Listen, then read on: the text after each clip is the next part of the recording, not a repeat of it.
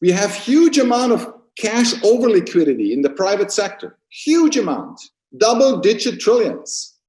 But they're not feasible to finance clean air. In order to jumpstart the economy after COVID-19 and make real transformation feasible, Club of Rome member Dr. Mariana Bozesan consults with some of the brightest world leaders to capture their ideas. Today, Mariana interviews Professor Dr. Stefan Brunnhuber. He's a psychiatrist with a PhD in finance and economics, an endowed professor for sustainability research, member of the International Club of Rome and the World Academy of Arts and Sciences, as well as a political counselor to the EU Commission, the WHO, and the UN. The purpose of this high-level consultation is to take a transdisciplinary approach toward changing finance and financing change, the initiative of the Club of Rome, and to capture the ideas of some of the brightest minds in the world to do that we need to do in order to implement the planetary emergency plan that the Club of Rome has put out last year. So in 2008, the world created the so-called quantitative easing program in order to address the financial crisis, which basically meant we printed money and put it into an already bankrupt system. And we all know that this trickle-down system didn't work. The COVID-19 crisis is basically exacerbating the problems that we should have recognized back then, but we did not address. And now we're finding ourselves in the same situation. So from your perspective, how can we jumpstart the economy following this crisis or during it, depending on how long it will last, and really transform existing systems, starting with the financial economics, but also work, education, and so on? What are your ideas along those lines? First of all, thank you very much for inviting me to this exciting hub and exciting idea. I'm very, very happy and that we are now entering a phase where the financial system in general becomes more relevant in the overall sustainability debate. Over the last 30, 40 years, we're addressing technology, resource efficiency, governance, and other aspects which are extremely relevant, but we're now realizing that there is a missing gap, and the missing gap is the money system, is the financial system. It basically oversteers everything we're doing at the moment on a local level, on a global level, north and south, east and west. So if we take this current crisis as a symptom, as a trigger, we can understand that the world community is facing ongoing so-called asymmetric shocks. An asymmetric shock is something that hits you even though you did everything right? You think you did everything right, but it's going to hit you. And facing asymmetric shocks is one of the characteristics of the Anthropocene, right? We're living within planetary boundaries, are completely interconnected, online, full size, 7/24, and suddenly there is a viral pandemic. Everybody did his right thing, but suddenly it's going to hit us. And this is causing the economy, the society, the civil society, and also the financial system putting under stress. And we have to look very closely how we're dealing with asymmetric shocks. And the pandemic we're facing right now is just one example of asymmetric shocks. It's not the asymmetric shock. It just shows us the overall system is responding through asymmetric shocks on our way of life, on our way, how we do economics, how we do finance in a very general way. So I consider this current situation as a so-called planetary momentum. You know, psychologically, it's never happened for centuries, maybe never in human lifetime, that we have 7.5 billion people in a mental preparedness state for change in a non-war area. This never happened before. So look, we have 7.5 billion people ready to change, and we don't know where, in which direction to change, but they're ready. We have a preparedness to change. We know from clinical psychology that preparedness to change is one of the key components for real change. You know, pure information doesn't change human behaviors, but the so-called mental preparedness for change, the preparedness for behavioral change, is one of the preconditions clinical psychologists have pointed out, for example, to change addictive behavior or psychotic behavior, depressive behavior. Well documented. So this is where we are right now, not only on an individual level, but also on a collective level. We are ready for change. But suddenly we realize we are affected by asymmetric shocks, and we can only change on individual level, but the system itself is kind of opposing us doing the right thing, even if we knew what we had to do. Right? So then it comes to the financial system itself. And you're referring to the 2008 crisis, where the conventional system basically printed additional money by the trillions in order to feed the economy to stabilize itself, right? But the money, the liquidity, basically went into the API, asset price index, and to the banking sector. It didn't go where it's supposed to go in order to stabilize the system.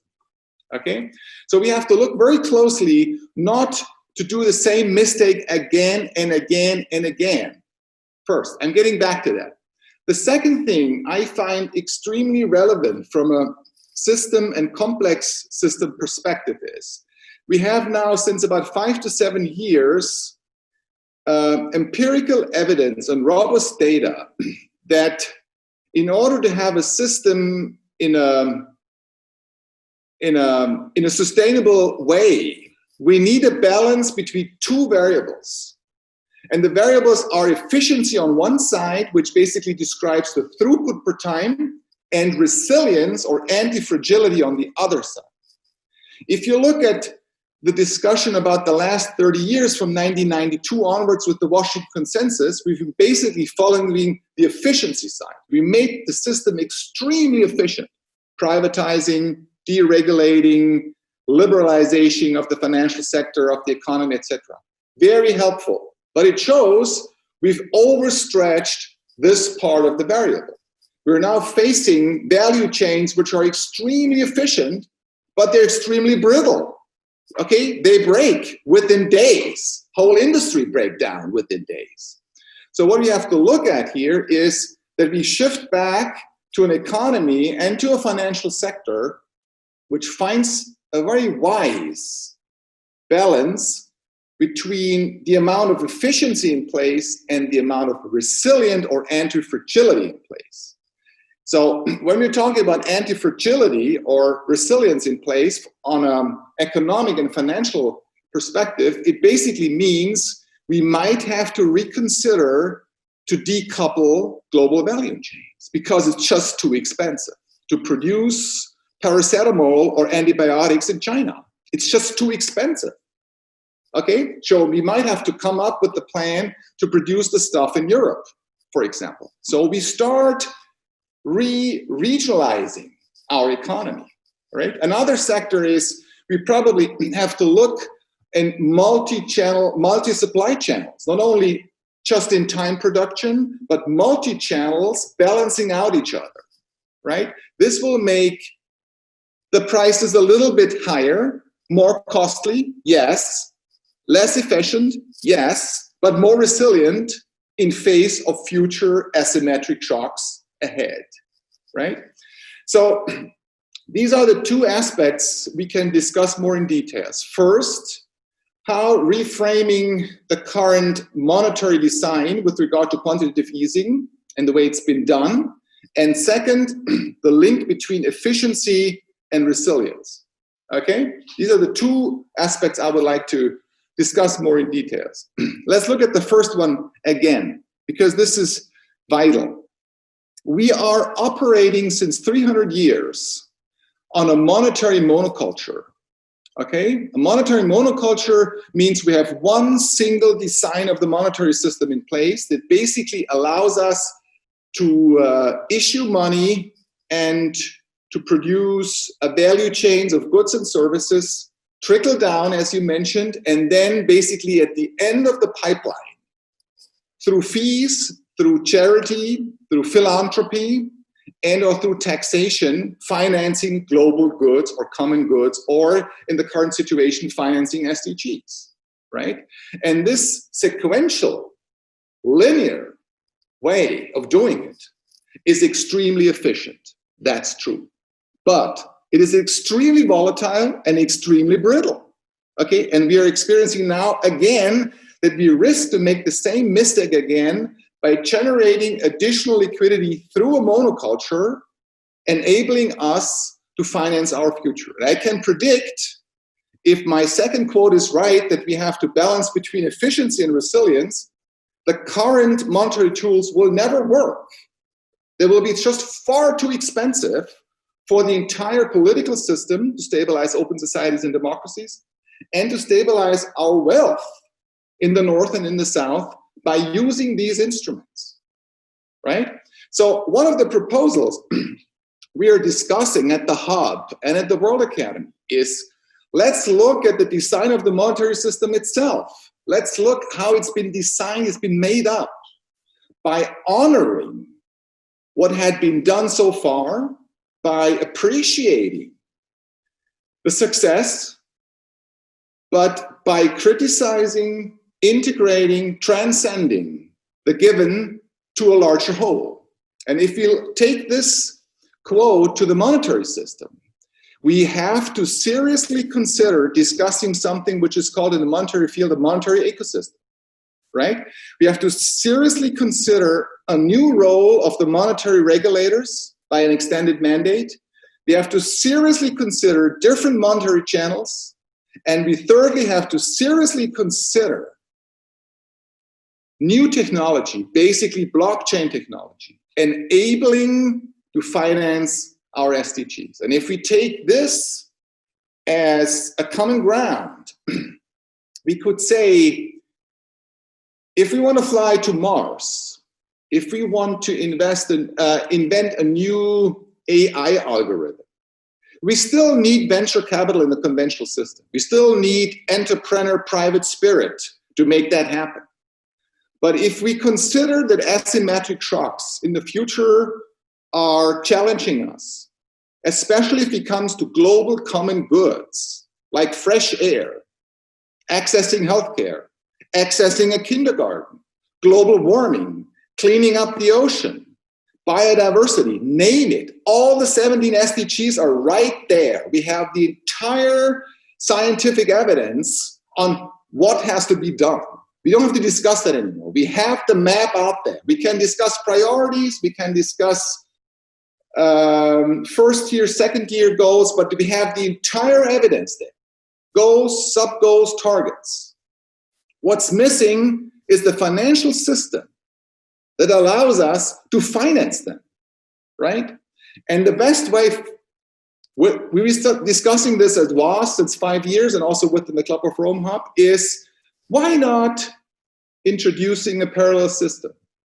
Why not introducing a parallel system that allows us, supported by blockchain technology, right? Orchestrated by regulators and monitored by the UN and or by developing banks like the EIB, to directly target and send the liquidity where it's supposed to go and finance directly healthcare, accessing education, cleaning up oceans, etc., etc.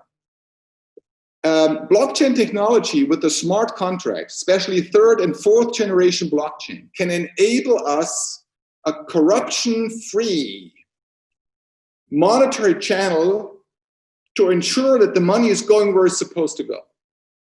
If you take that on a meta level, we basically end up shifting our mindset from a Western thinking to a more Eastern thinking.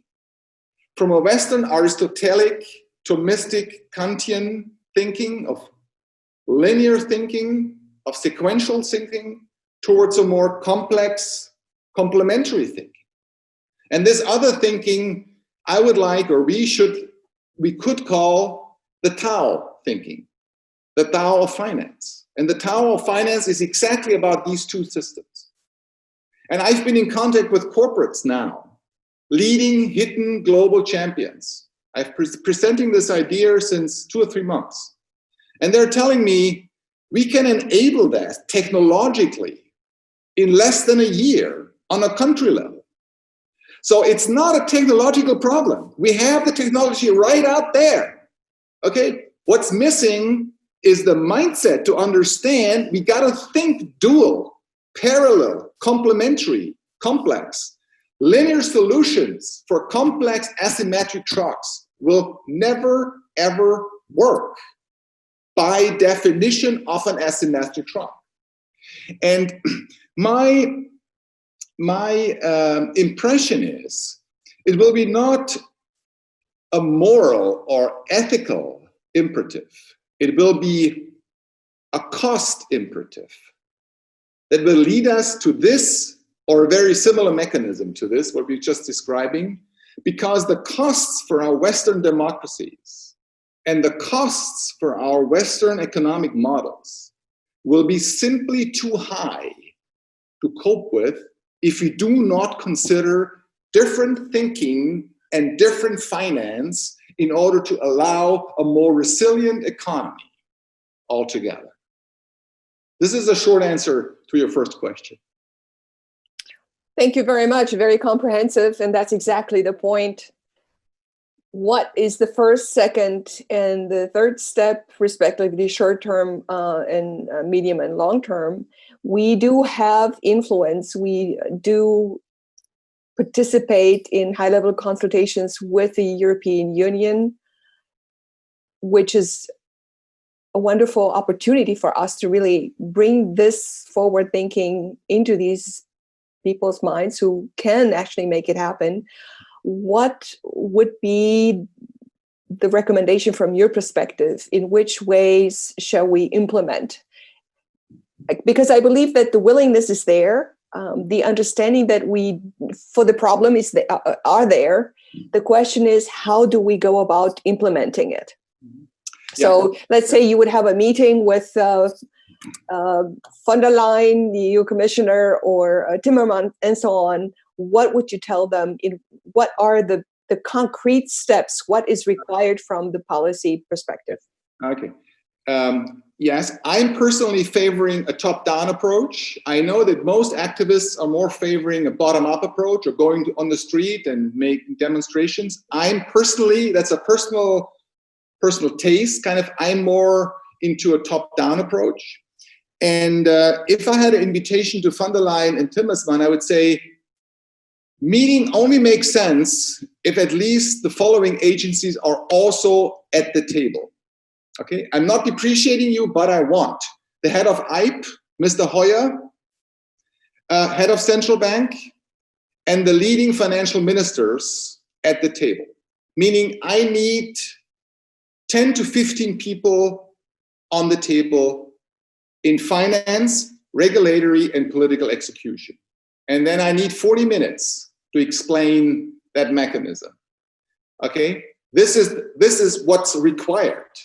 And especially by speaking with experts in the regulator field, like BaFin, or at the Bundesaufsichtsbehörde. Yeah, or with regulators at the central bank. There's extremely smart people, super smart. I mean, the last 20 years, there was a positive selection towards the financial sector. Former times they went into engineering and medicine and whatever, but the last 20 years, they all went into finance, more or less, and investment, because the smartest brains saw there the largest opportunity to go. Okay? Make money. Yeah, to make money or to understand money, and the ECB has gathered the brightest brains in finance and economics, right? What they have to understand is not the technicalities. They get that within 10 minutes. Really, I've been doing this since years. They're super smart. What they need is a mind shift to understand that their own frame is limited to understand asymmetric shocks. And what's required here in one sentence, we can discuss it for hours, in one sentence, an extended monetary mandate beyond unemployment and CPI, Consumer Price Index, towards sustainability. Monetary regulators need a political and this is also the feedback I'm getting when I speak to regulators. I say, okay, you're right. What you're discussing at the hub and what you're discussing at WAS is just brilliant. You're just right. You're technically right. We can do that in months.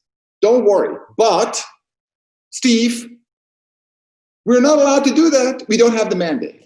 That's exactly the point. How do we get, I couldn't agree with you. And that's because I've been in this field for 30 years myself as an investor and company builder.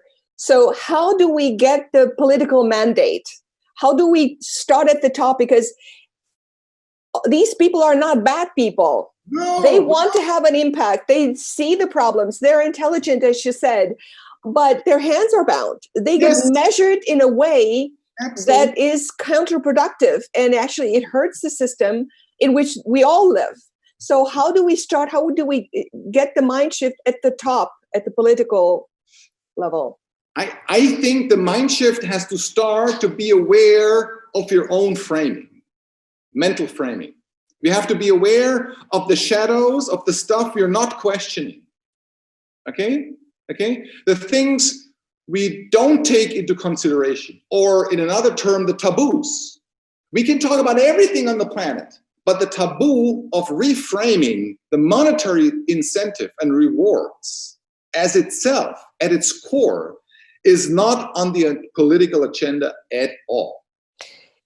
Right. So one is shadows, and the second one is immune system. You are because it's not just the shadow of at the top, is the entire immune system of the already existing system. We see this, I've seen this very often in the corporate world. I worked at Digital Equipment. IBM went through this. Hewlett Packard went through this. And they never managed to shift. IBM did as an exception. But Digital Equipment Corporation, that was the second largest corporation in the world after IBM, they went down the tubes because the immune system within the organization is so big that it attacks every single change. So how do we address the immune system? The shadow is a more of at the individual level. At the collective level, everyone has to be, to buy into the shift, because then if the CEO starts the change, the immune system, the others who don't understand and don't address their shadows are part of the immune system. So from the business world, from the computer, from the high-tech world, I know that the best way to implement such a system is do it on the side. Because then you don't have the corporation, the immune system of the corporation against you. You have a startup company that is much more flexible and agile and so on. What from your perspective, since you're navigating the high-level financial world, how could this be done on the side? Yeah, you're touching here one of the most fundamental questions on how enabling transformation on an individual and on a collective level, right? And enabling it, right? And you're addressing it in a very specific way, saying don't touch the given system, start something in parallel. I'm not saying that. I'm just questioning, because obviously we've been trying to do this and it doesn't work. It doesn't work. And I agree saying we should not kind of reshape the given system. We should not spend too much energy, time, resources, and money and re-regulating the given financial system. We've been producing since 2008 30,000 pages in regulatory efforts through the Bank of International Settlement. There's no person on the planet I've met, and if you know someone, please let me get in contact, who knows the 30,000 pages, right? So we're creating a huge body of regulatory efforts. Nobody understands and it's an illusion of control. It's an illusion of self-efficacy. By re-regulating the given system, we're gonna make it at some point. No, we gotta step out of the system honor the system, saying, okay, that's what it is. We've been having huge success. We've been going we can go to the moon. We've been creating antibiotics. We've been creating huge stuff, wealth for billions and billions of people. And we're still going to regulate it. We're still going to tax it. We're still going to find private-public partnerships in the system. It's all fine, but we have to criticize it. We have to honor it. We have to transcend it and integrate it into a larger picture. And the larger picture with regard to finance is a monetary ecosystem or a dual system that allows us to directly target common goods, because common goods are not part of the private investor's interest by nature. I've been having a discussion the last months on the question, like, we have enough money on the market. Yes, we have huge amount of cash over liquidity in the private sector, huge amount, double-digit trillions, but they're not feasible to finance clean air. Okay, they are feasible to create venture capital, to create technology, or to build up an enterprise. But even that doesn't work. I'm sorry. I am at the receiving end. The trickle-down system of venture capital doesn't work. It hasn't worked. Fully agree. Fully agree. But the point is, I'm saying is, even there is a double-digit trillion private cash over liquidity on the market, which I agree. The data are clear about that. This, even if you would use that money, this private money, to private bonds, to private investor money, to finance our common future, we would end up in 20, 30 years in a completely privatized world. And nobody would really want that. I'm not arguing against the private sector, but the private sector should do private sector stuff initiatives, what they can do best. Private sector initiatives should not start protecting biodiversity or overcoming hunger and poverty. It's not working. There is no private market to overcome hunger. The public sector is here in charge, basically has to lean in, and we have to find very smart, mixed, blended financial mechanisms where we honor the conventional traditional system, but extend it in a way that new financial architecture can blend in, allowing to finance common goods. I give you one example because we only have another 10 minutes time. We call it a so-called X-swap strategy. That's a new financial instrument, right? If you take this extremely valid initiative of climate emergency of the Club of Rome, right? And if you go in the coal industry and the fossil energy industry, and if, let's say, the Vatican says, we want to get out of the brown industry, go into the green industry, and they're clean up their balance sheets, the Vatican is fine. But nature is not, because they have sold the stuff to someone else with an inferior management, very likely. So what's required is an instrument we call X-swap, meaning the investor or the public sector needs additional liquidity to say to the guy who's running the coal industry, look, I give you 5 billion to end that story. Okay, you know best how to shut it down. This is the X thing. And we provide you a swap. In Germany, it's called a Wechselanleihe, a swap, where you can use the nominal value of your enterprise into something that makes sense. Because behind your value of your enterprise is an institutional investor, which basically feeds the pension funds of millions and millions of baby boomers. And one of the swaps would be, I'm just mentioning two, but there's dozens out there, a global cleanup program for the oceans. And another swap would be reforesting the sub-Sahara, right? Okay? So we have all the ingredients out there, but we need the financial intermediaries that allow us to extend our brain and our mind towards another thinking, how to do it. And I tell you, Wechselanleihen or swaps are a very powerful instrument known in finance since about half a century, at least. But our mindset is fixed on derivatives. Okay? Since 30 years, we're trying to hand over the hot potato to someone else. And this works in a world which is not connected.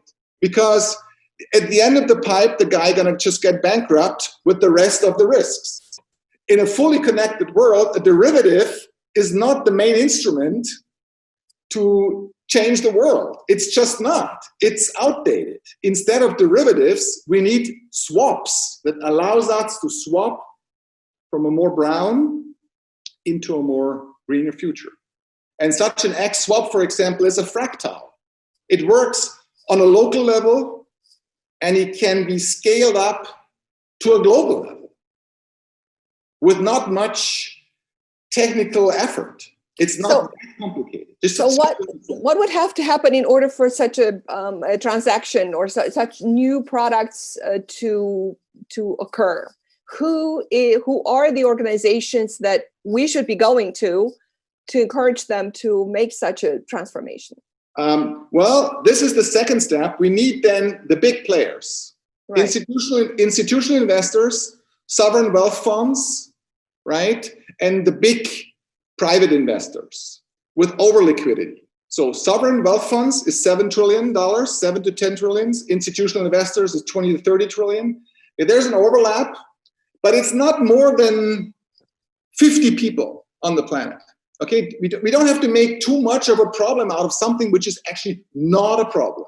Okay, get these 50 people through a Bilderberg meeting, through a Club of Rome meeting, through a Davos meeting in one room without any media, right? Get them in one room and say, look, you have billions and trillions of skin in the game, right? We provide you the mechanism. Let's have it done. So I don't need a media campaign. I don't need a bottom-up approach. You're asking me what would be my approach. It would be this top-down approach of these two levels. The political level enabling an extended mandate, okay? And then the corporate level with blended private-public partnership initiatives with 30 to 50 people at the most, and they will shift the market. So you've been working on this for quite some time. Ever since I first met you a while ago, you've had these thoughts on your mind. What is the response thus far? The response is interesting for me psychologically. One is that people agree with the technicalities, right? They say, oh my God, it's true. Why one system? It's completely stupid. Why not a more clever system? Let's put it that way. Okay? And the second question is, but we don't have the regulatory frame, or we don't have the political framework to enable that. So we're going to continue as business as usual. And then I'm saying, wait a minute, business as usual is far too expensive. Don't do business as usual. Just don't do it, right? Let's get the political agenda on board. And I think your previous two questions were extremely helpful for me. Who should sit at the table? Who should sit at the table? And van der Leyen and Timmermans is not enough because they're not experts in finance. They're super good politicians. And they are very easily overridden by lobby groups who just want to have their partial interest pushed through. Okay? And this is then not helpful. We need the financial ministers, IPE, developing banks for Europe, for on a European level, and ECB on board. And it's not a mystical. It's not too complicated. Really, you can encounter one of the smartest people in Europe anyway, you know? And as you said, they're not stupid. They're not unwilling. They're not insane. They're super smart guys, right? It's nothing to do. I'm not goatscaping anybody at all. Really, I'm not making any partisan. The point is a mental process. And the technology is out there. It is out there. I can get the links to firms within a week. They can start to mention one figure on a country level. 5 million. That's nothing. For 5 million, a hidden champion in the field in retail finance can allow us a corruption-free parallel system to enable exactly what we've been discussing.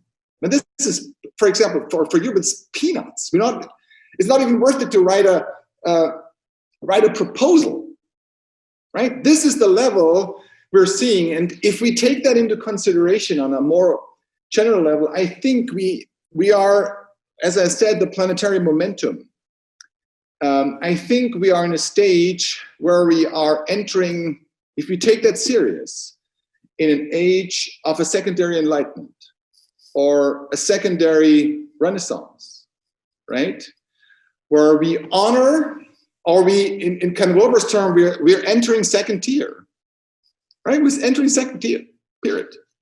And as long as we do not enter second tier, it's not going to happen. We fall back and regress into populism. We regress into autocratic systems. We just cannot face the complexity ahead. I mean, whom I'm speaking to, you are the expert in the field, but you know what I'm talking about when I'm talking about second tier.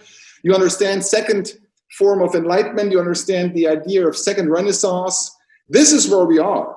And the Club of Rome and World Academy and others are one of these agents who are cutting edge for a second enlightenment, not for falling back into the Middle Ages, for a second form of renaissance with a human-centered approach, which honors what the green man's been doing, what honors what the red man is doing, but transcends it and integrates into a larger whole.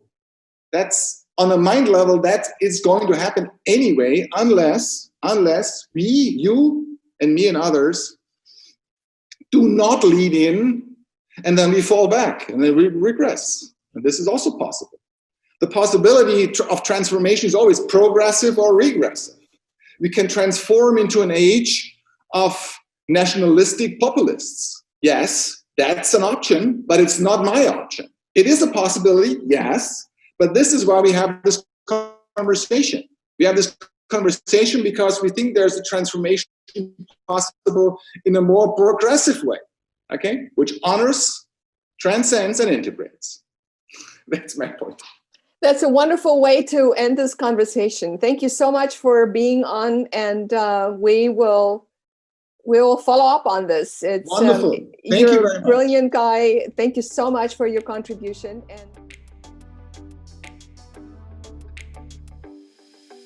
we hope you enjoyed today's episode. Subscribe now and allow notifications to see and hear new interviews as they come out.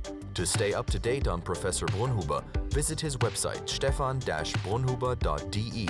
For more information on Dr. Bozesan, follow her at Mariana Bozesan on Twitter and visit investment-turnaround.com.